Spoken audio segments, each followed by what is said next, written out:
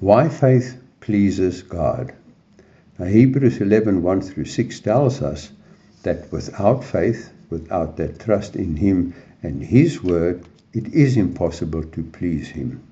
Because faith trusts God, that He will do His word for you, and therefore that He will do what He said in His word, and that He will do what you believe according to His word.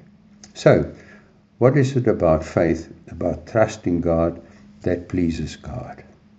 Now, what pleases God is when we allow Him to do for us, to give to us, prepare everything for us according to His word, and not just giving us what we need, because He wants to do for us abundantly above what we ask or need.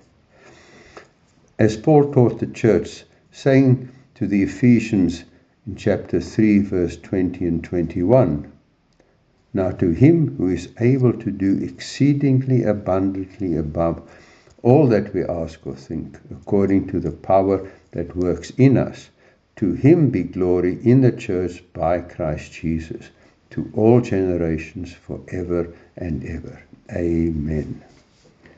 Now, in Hebrews 11:6, Paul explained how we should approach God and how believing and faith work, and therefore also how we should approach God with our requests or need, saying to us, but without faith it is impossible to please Him. For he who comes to God must believe that He is, and that He is a rewarder of those who diligently seek Him.